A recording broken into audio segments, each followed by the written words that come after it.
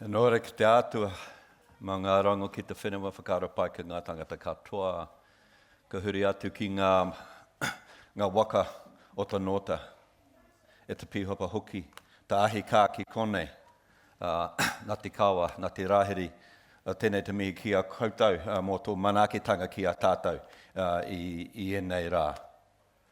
Ka huri atu ki ngā mata waka i Wanganui a tātou, Nā tangata tiriti hoki, me ngā haue whā, ko tēnei te mihi ki a koutou, tēnā koutou, tēnā koutou, tēnā koutou katoa.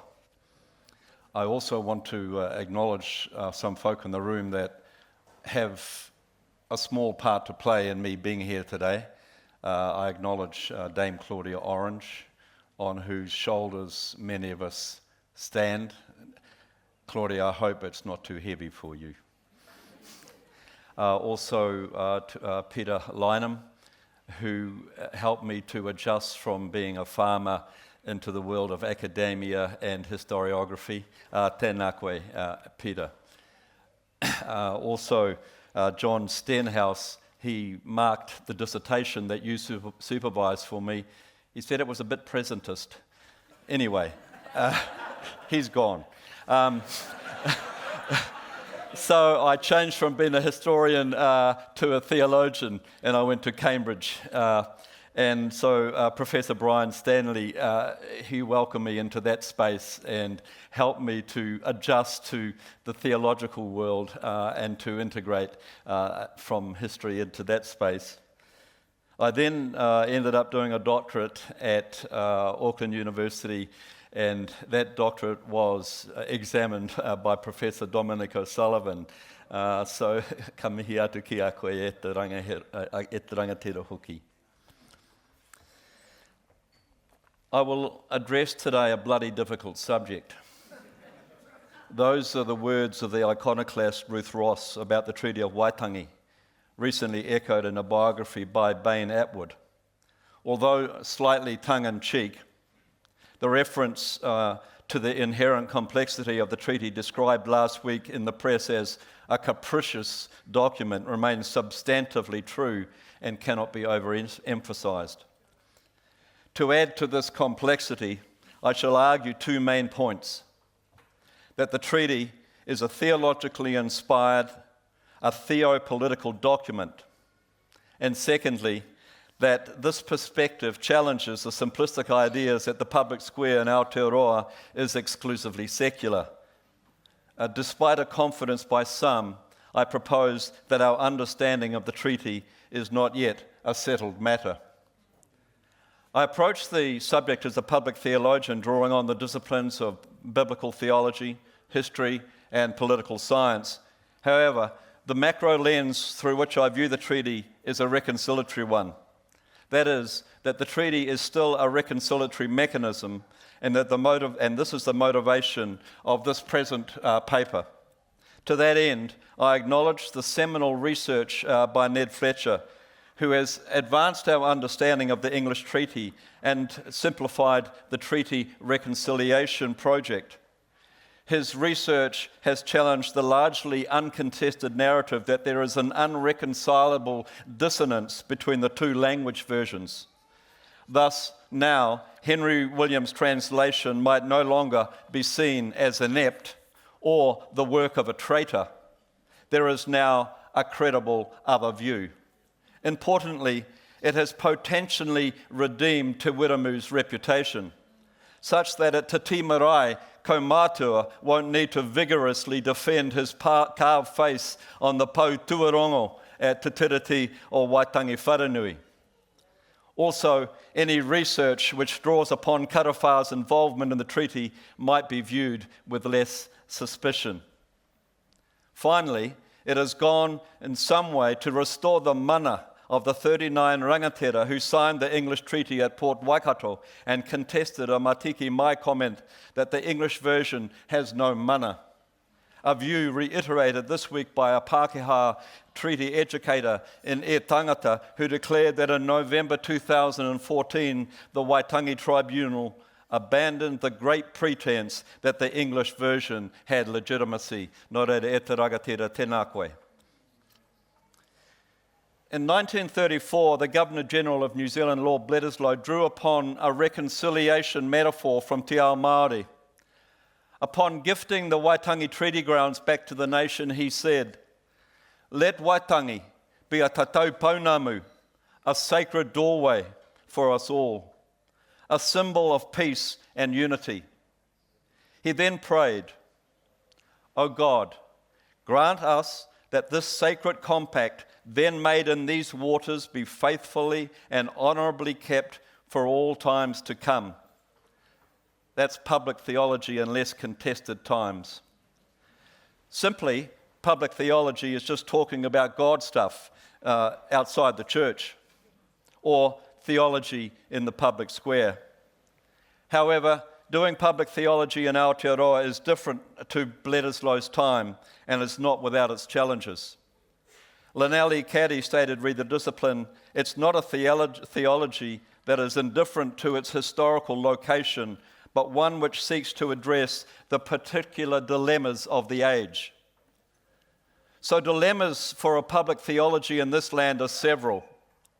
The reputational demise of the institutional church for a variety of reasons, an Enlightenment-inspired resistance to the religious interference in an age of reason.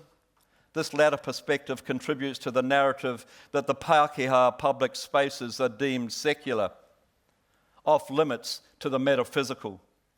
However, the complicity of the Christian mission in colonisation and the consequent devastation suffered by Te Ao Māori presents perhaps the greatest challenge to my perspective. The complicity view is not without merit, and to respond to this critique by declaring it a 19th century phenomenon only is to miss the point. A former supervisor cultural historian, Peter Gibbons, has stated, "Historical writings dealing with cultural matters that do not take post-colonial perspectives and problematise the presence of Pākehā run the risk of being considered as part of the colonising process. Colonisation is not just an early morning fog that dissipates mid-morning as the bright sun of national identity comes out. Consequently, a view of the treaty as theologically rooted needs to walk cautiously in case it becomes a hagiographic account of missionary involvement, or either wittingly or unwittingly morphs into a Trojan horse that serves to sustain the colonising project. My interest here then is not to redeem the reputation of the church, but to explore some ideas of some adherents historically some ideas that they brought to the treaty and how these ideas might have been received at the time. So to reiterate, my hope is to progress our understanding of the treaty rather than a defence of the church per se. My assumption is that the intention and the communication thereof by the framers of the treaty had a significant bearing on our interpretation and our present application of the accord. Professor Paul Moon recently wrote, "Since 1975, the Waitangi Tribunal has been primarily responsible, along with the courts, politicians, and academics, for interpreting the meaning and the application of the Treaty of Waitangi." His list includes two of the participants at the February 6, 1840 signing, Crown and Māori. However, in Waitangi, there were three voices, three signatories at the treaty table: the Crown, Rangatira Māori, and the Church. Since that time, the first two groups have proffered their views as to the intent, meaning, and application of the treaty. The Crown relying on their experts, and Te Iwi Māori drawing on theirs. All crucial voices if we are seeking consensus. However, the third protagonist, the Church and its theologians, are notably absent from the list. Whether that is because their voice is perceived as irrelevant or speaks to that sector's relative silence on the subject is a moot point. Any quest to interpret the meaning and the consequent application of the treaty is weakened without input from one of the main participants. Just as the Te Ao Māori voice and the Crown voice needs to be heard, so does the voice of the Church. This because the provenance and the genealogy of the treaty includes some framers who operated within a biblical paradigm. Their worldview influenced the formation and the shape of the document. However else it might be considered, the treaty needs to be considered as both a theological document and a political document. To signal this, I refer to it as a theo-political document. I shall now attempt to support this conclusion, firstly by examining the church leg of the treaty's genealogy. If Governor Hobson represented the Crown voice at the treaty table and various rangatira represented the Māori voice, who was the church voice at the table, and how influential was that voice in shaping the 1840 treaty and the way that it was perceived by Māori? The most obvious answer is Henry Williams, the Church Missionary Society leader who translated the treaty and signed as a witness. However, the church whakapapa does not begin with them. There were also other Christian voices who shaped the treaty and created the milieu at Waitangi, an important contextual factor in our treaty understanding. Place is important. In 1833, the British government appointed James Busby as their New Zealand resident. On his arrival from Australia, Busby set about creating a new environment. The Sydney Monitor referred to the Crown appointee as this religio-political, self-sufficient young man. While not necessarily a proselytizing evangelical, he was certainly an admirer of this worldview, creating an important link with the CMS missionaries in neighbouring Paihia. The title of this paper, Too Many Prayers at Waitangi, references a comment by a visitor from Australia regarding the atmosphere at Busby's residence. His recording is saying, Busby is rather too formal and religious for me. By extension, Waitangi was too Christian for him. The public square at Paihia and Waitangi, in stark contrast to Kororareka, where Satan had his dominion, was decidedly religious. Heaven as opposed to the hellhole. For on the western side of Pewhairangi, the name of Jesus was invoked in the midst of the colonial project. As Tony Ballantyne has said again, place is important. So Busby stood in a long line of Christian interlocutors who helped form and shape the Crown policy in these far-flung islands. They contributed, amongst other things, to the ethos of paternalism and protectionism inherent within the compact. A perspective reflected in Normanby's instructions to Hobson in the text of the treaty and the way that the treaty was communicated to its intended audience, rangatira Māori.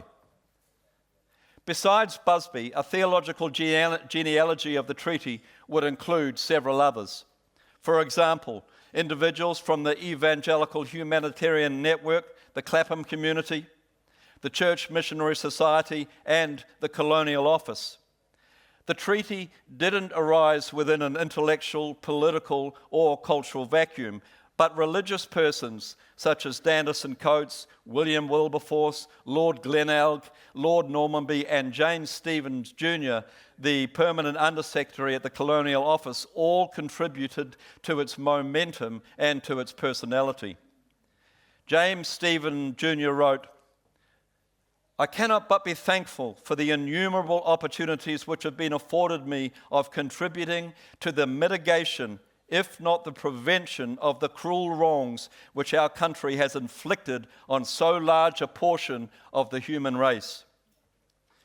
According to his daughter Caroline, Stephen was motivated by his continual consciousness of the divine presence, at once his source of strength and the object of his most fervent desires. And I may add also that no Quaker could entertain a more intense horror of war. So while these UK framers of the treaty exerted an influence on British colonial policy in New Zealand, it was left to other members of the Church of England to deliver it. In particular, Lieutenant Governor Hobson, Busby, and ultimately Henry Williams, who was charged with its delivery. Williams, with his son Edward, as we all know, translated the English draft into Te Reo Māori. However, he was not only responsible for translating the document, he also mediated the intentions of the British Crown to gathered rangatira. It was his voice, his understanding of the Crown's intentions that Māori heard at Waitangi and elsewhere, including the South Island. Notably, it was Williams who attended the Wānanga on the night of the 5th at Te Tau Rangatira, where he managed to convince some of the influential chiefs that the treaty was a good thing. Consequent to signing of the treaty on the 6th, it was taken around the motu, explicated, signed, and witnessed in about 50 different locations. The historian Vincent O'Malley has stated that because Māori were an oral people, they were more influenced by explanation rather than text. Significantly, the majority of explicators were one of the 45 Protestants, Anglican and Methodist missionaries resident in New Zealand at the time. Even if some of them were reluctant participants, it was their voice that rangatira Māori heard. Now to the text itself, to Brad's whanaunga, Dr. Roger Marker, the Ngahi Kahungungu Rero expert, refers to the tiriti as missionary Māori. In other words, it differed linguistically from the common language of the time. With the translation of Te Paipera Tapu, neologisms became common, and Te Tiriti an example of lexical innovation. Etymologically, therefore, some of the treaty text needs to be understood as biblically derived. In decades past, historians and judges have entered the domain of theologians and biblical scholars and exegeted various Lucan passages and explained some of the neologisms, whakameninga, rangatiratanga, and kawanatanga in particular. They have explained these terms via references to Te Paipera Tapu. For example, contrasting the rule of Herod, rangatiratanga, with governorship of Pontius Pilate, kawanatanga. Whether we argue for an agonistic, an originalistic, or a living tree approach, interpretations and hermeneutical principles are important. And those two words, for example, are two of the most crucial words in the treaty document and demand careful scrutiny. Their interpretations that I said before might be correct, but did they, for example, examine Psalm 22, verse 28? I wrote this last week, which says, "Noi ho wā, hoke te rangatiratanga, ko e anō te kawana I wanganui o na iwi." Here God is both sovereign and a governor. I'm just saying.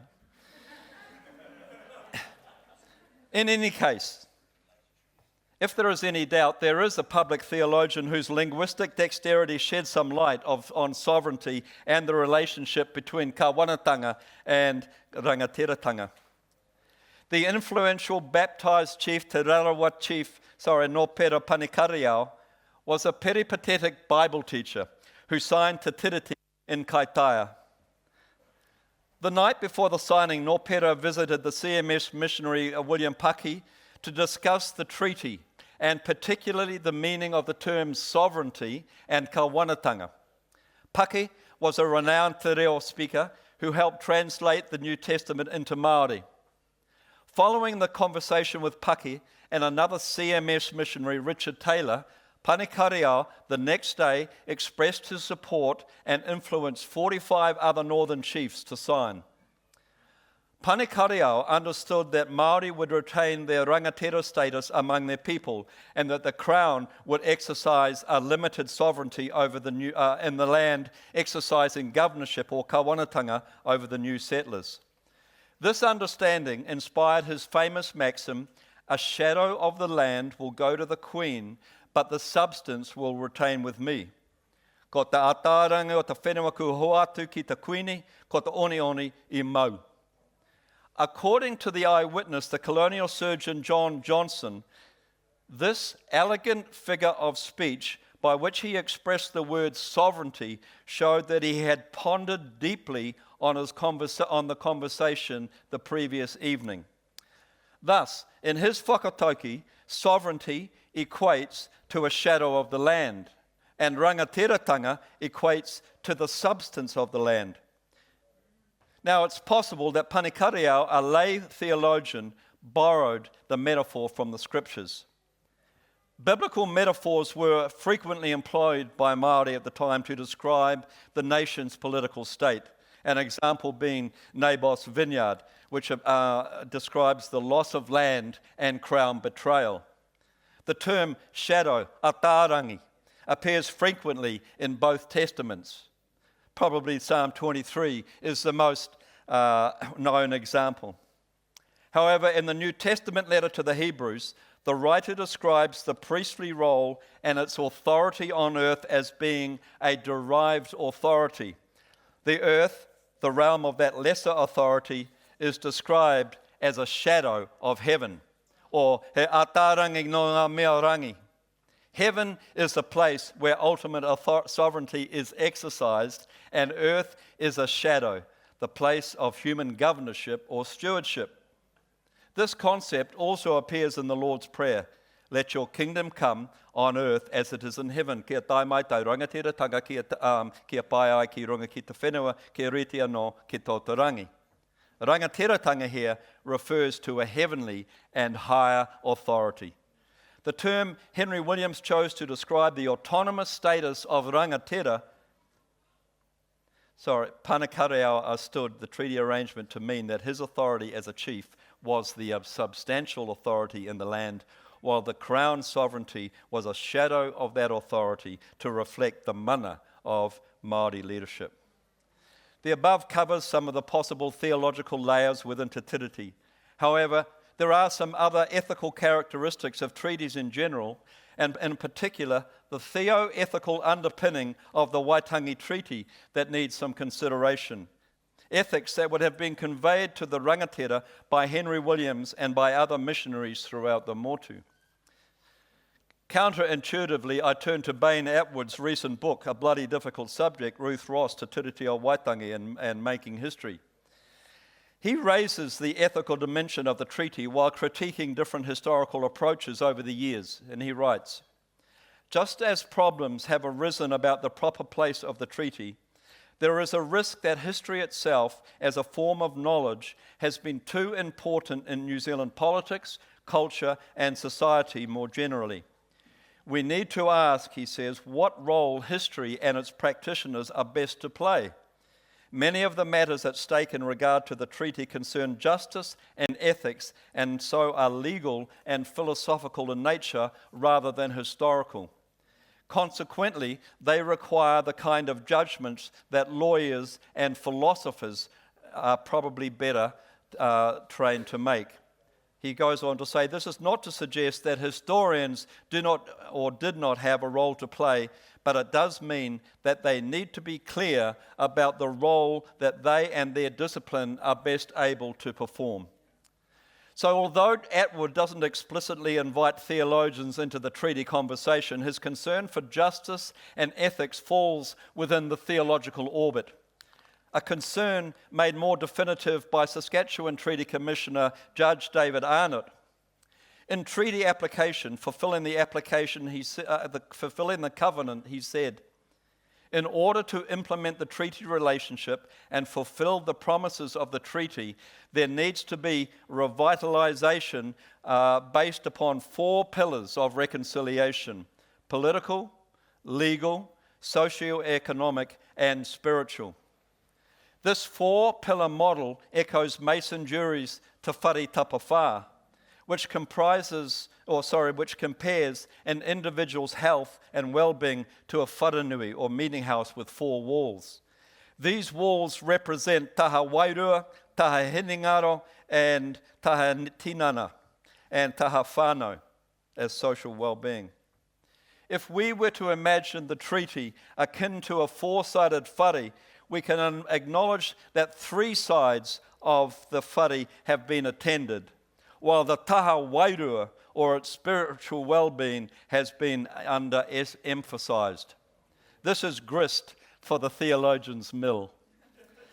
Perhaps the most theological term with regard to the treaty has been the current interest in its status as covenantal. This invites the question, what was the genesis of the covenant concept? To cite the esteemed Claudia Orange, the role of the English missionaries in determining Māori understanding, therefore, was crucial through the way explanations were given. It determined that Ngāpuhi would understand the treaty as a special kind of covenant with the Queen, a bond with all the spiritual connotations of the biblical covenants. There would be many tribes, including the British, but all would be equal under God. The covenantal idea has a long and illustrious whakapapa. Hone Heke, the influential Ngāpuhi chief who was baptised by Henry Williams and the first to sign Te Tiriti, maintained it is even as the word of God. Heke attributed to the document lay before him a unique mana, comparing it to the tapu quality of Te Paipera tapu with its two covenants. His whanaunga, Te Ruki Kawati, also referred to the treaty as a tatau pounamu, a sacred entity. Later, Williams and CMS Octavius Hatfield claimed a right of remonstrance because of their role in the 1840 negotiations. Williams wrote, "Feeling as I did that the terms of the treaty were a sacred compact between the British government and the chiefs of New Zealand, I was able to speak with confidence as to the integrity and the honour of England." Sir William Martin, an advisor to the CMS and the Chief Justice of New Zealand, was a strong proponent of the treaty and appealed for it to be honoured by the Crown, as much upon moral grounds as upon legal grounds. Drawing upon a covenantal theology, he called the treaty irrevocably binding, and I quote, "We have covenanted with these people and assured to them the full privileges of subjects of the Crown. The compact is binding irrevocably. We cannot repudiate it so long as we retain the benefits which we have obtained by it." These early 1840 covenantal understandings were carried forward into the 1860 Kohimarama Conference, convened between the Crown and Māori. Here the treaty was referred to by both Māori and the Crown as covenantal. Both the native secretary Donald Maclean and Governor Gore Brown used the term covenant in preference to the word treaty. Brown, during his opening address to the conference, referred in Māori to the treaty as te kawanata. He said, "So the chiefs who signed their names to that document, the kawanata of Waitangi, were intending it as the price for the benefits that they received." In July 1865, the influential Ngāti Hauā chief, the kingmaker Wiremu Tamihana Tarapipi Te Waharoa, petitioned Queen Victoria following the invasion of the Waikato, and he said, "Madam, your covenant, the Treaty of Waitangi, came to this island, and you said in good faith that the Maoris should retain their chieftainship, their mana over the lands. These are your declarations. And now, O Mother, assert your authority, the authority which has been trampled on by Governor Grey, and give us back our land, our chieftainship, and our mana of which the colonists and the government are seeking to deprive us." Following Tamihana, the treaty continued to be referred to in sacred terms by many.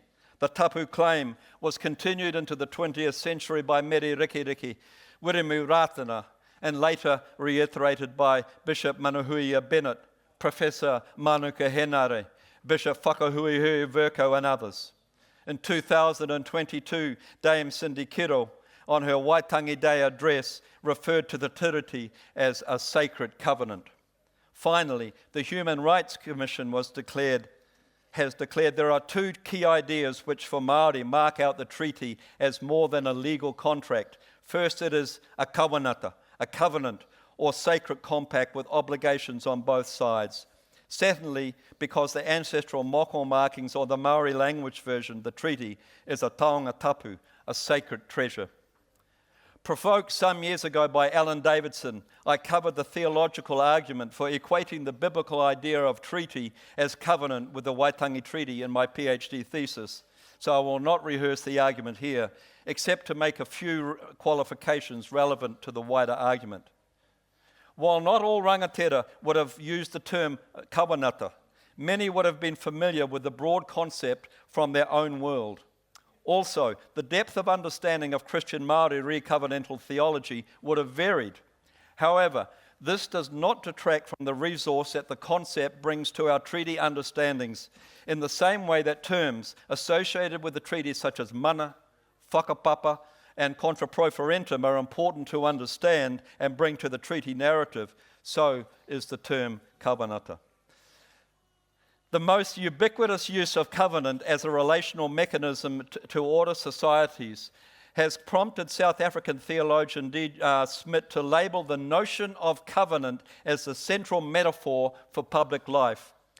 Political theologian Perry Husserman has described societal covenants as a structuring of human relationships rooted in a relational ontology by means of the promise of free, equal, and consenting persons, which establishes a bond of reciprocal respect and loyalty. He continues, these covenantal agreements appear as treaties, legal transactions, international political declarations, and most commonly as the societal institution of marriage. The late United Kingdom Chief Rabbi, Sir Jonathan Sacks, viewed covenants in the following way. He said, a contract is made for a limited period, for a specific purpose, between two or more parties, each seeking their own benefit. A covenant is made open-endedly by two or more parties who come together in a bond of loyalty and trust to achieve together what none can achieve alone. A contract is like a deal. A covenant is like a marriage. A covenant is about identity, and hence the vital distinction: a social contract creates a state. A social covenant creates a society. I'll finish with this last point here. Extrapolating from the above covenantal ideas, I offer Hobson's He iwi tahi tātou, we are one people, as analogous to the covenant of marriage. Here, two individuals who retain their autonomy and identity are brought together in an independent union. Viewed in this way, the treaty is a locus of reconciliation and one that continues for Māori and Pākehā, to provide for Māori and Pākehā a covenantal security that also yields a concomitant relational ethic. Neither is this ethic founded on a cold contractual foundation, but as Henry Williams explained to the gathered rangatira, this is Queen Victoria's act of love to you. She wants to ensure that you keep what is yours, your property, your rights and privileges, and those things you value. The ethic of love might not be the usual characteristic associated with political treaties, but here I suggest that te paipera tapu is helpful. Biblical covenantal commitment is founded upon an ethic of love, translated in the New Testament word by agape, which means unconditional or sacrificial love. We can prophetically imagine a treaty as a covenantal commitment to a relationship of mutual loving, rather than an instrumental transactional contract only. Rescued from legalism, if the treaty is a relational document, the agape reference takes us beyond rights talk and towards a relational commitment imagined in the marriage analogy.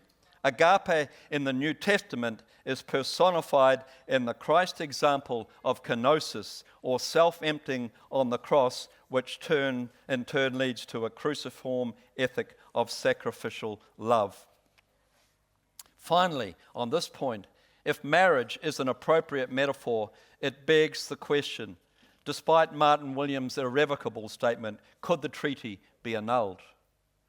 Also, if a partner repeatedly abuses the treaty, might the abused one demand a divorce? These are legitimate questions that could further be pondered via a covenantal approach.